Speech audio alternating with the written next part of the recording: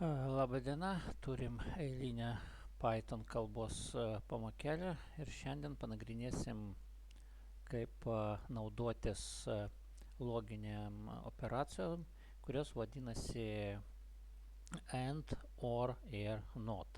Pradėkime mes nuo loginės operacijos AND ir iš karto žiūrim pavyzdį tam, kad suprasti, ką ji reiškia šitą operaciją ir kaip ją galima būtų pasinaudoti. Tarkim, turim tam tikrą skaičių, jį galima vesti arba kažkur tai priskirti. Čia skaičius pas mus 15 ir mums rūpi atspausdinti sakinį, kad skaičius yra tarp 10 ir 20, jeigu jis tikrai yra tarp 10 ir 20 ir priešingų atveju atspausdinti sakinį, kad skaičius nėra tarp 10 ir 20. Kaip galima šitą užrašyti naudojant Python kalbą. Jau praeitą sykį mes išmokom naudotis if sakiniu, sąlyginiu sakiniu. Tačiau atveju tam, kad užrašyti, kad skaičius yra tarp 10 ir 15, mes galim pasinaudoti vieną iš tų minėtųjų operacijų AND. Kaip tai darosi, mes parašom vieną sąlygą, if skaičius daugiau už 10, AND skaičius mažiau už 20, tada pas mus bus atspausdinta šiuo atveju skaičius yra tarp 10 ir 20. Nu ir priešingų atveju bus parašytas paneigimas, kad skaičius nėra tarp 10 ir 20. Jeigu mes šitą paleisim kodą, to čia šitą užrašinį įsivažiuos ir matom, skaičius yra tarp 10 ir 20. Taip sakant, šita sąlyga pas mus teisinga. Taigi, įsiminkim, jeigu mes naudojam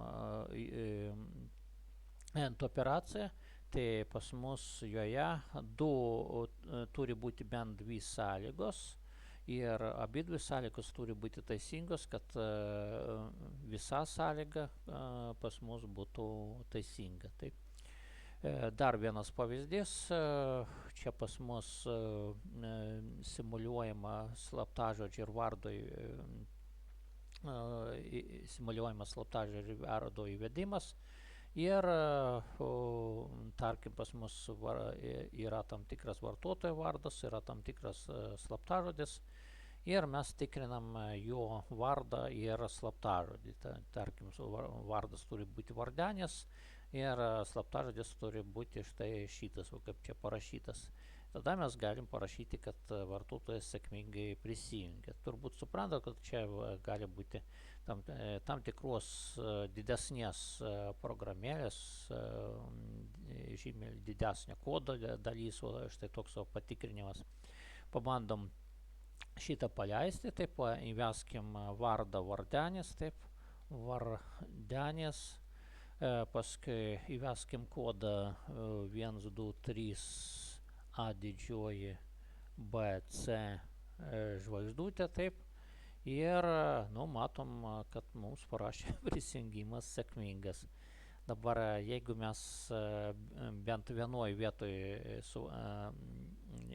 suklysim, pavyzdžiui, čia parašysim vardą Jonas,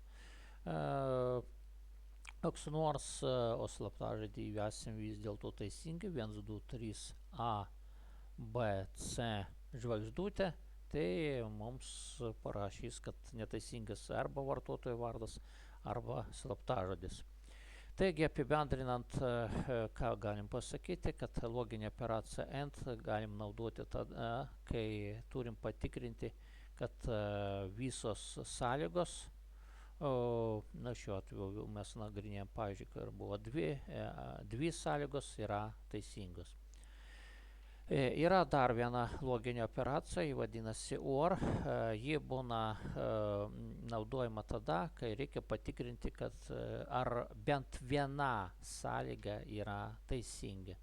Na ir štai čia yra pavyzdys, kur mes tikrinam, ar tam tikras skaičius lygus 5 ar 10. Taip.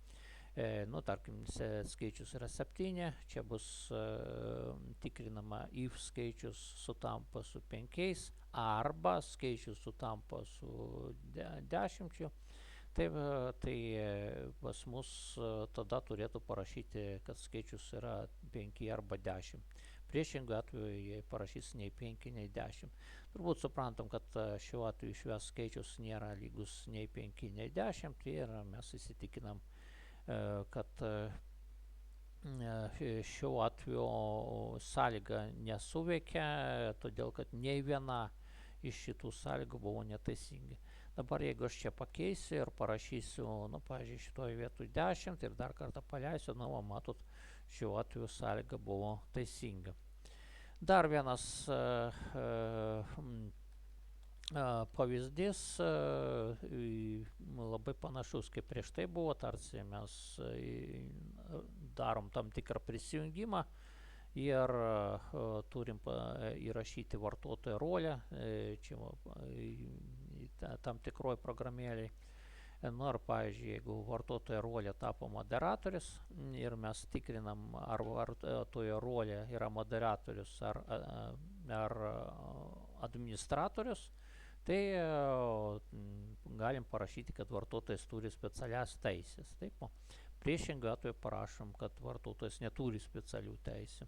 Čia vėlgi šitoks kodas gali būti kažkokios žymiai didesnės programos dalys. Ir mes tik nagrinėjame šitą nedidelę dalį kodo. Taip. Šiuo atveju pas mus, aišku, parašys vartotojas turi specialias teisės, nes pas mus šitoje vietoje parašyta moderatorius. Taip.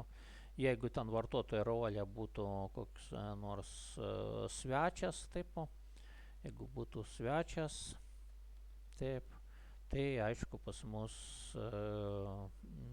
parašytų, kad vartotojas neturi specialių teisių, taip, grąžinkim į prieš tai buvusią būseną, taip.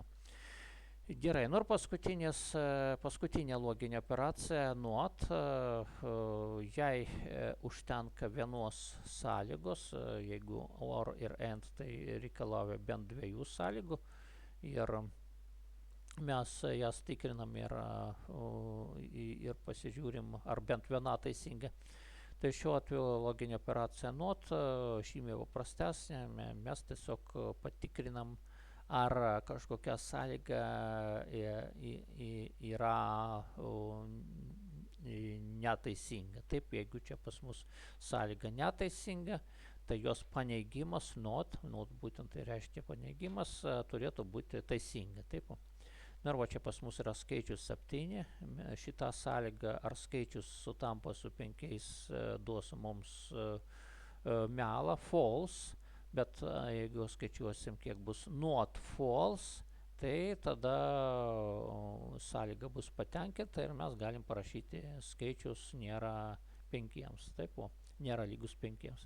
Mes iš praeito sykio puikiai žinom, kad lygiai tą patį galėtume parašyti ir kitaip, netgi nenaudojant not, galima būtų rašyti štai šitokiu pavydalu, čia tiesiog parašyti šauktuką.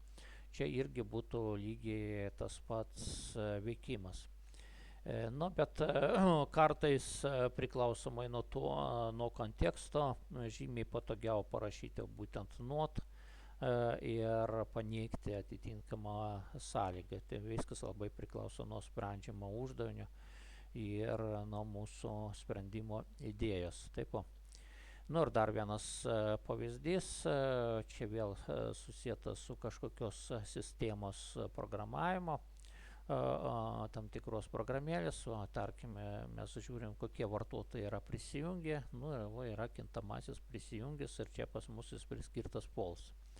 Tai jeigu patikrinsime if not prisijungęs, if not false, tai pas mus turi suveikti šitas print sakinys. Patikrinam, matot, parašė nėra prisijungęs. Ir atvirkščiai, jeigu čia būtų true, tai tada suveiktų not true, mes gautume false, ir mes tada matytume vartotojas neprisijungęs. Taip, galim šitą išbandyti. Čia galim parašyti true, taip, ir matom, kad vartotojas yra prisijungęs. Taip, gerai, gražinkim šitą seną reikšmę. Nu ir apibendrinant, ką galima pasakyti, kada reikia naudoti loginę operaciją not, jeigu mums norisi apversti sąlygos reikšmę, taip, tai yra patikrinti, ar sąlyga nėra teisinga. Štai čia tiek šitam filmukui, kitam filmukui mes pasižiūrėsim šiek tiek sudėtingesnius pavyzdžius. Na, kol kas ačiū už dėmesį.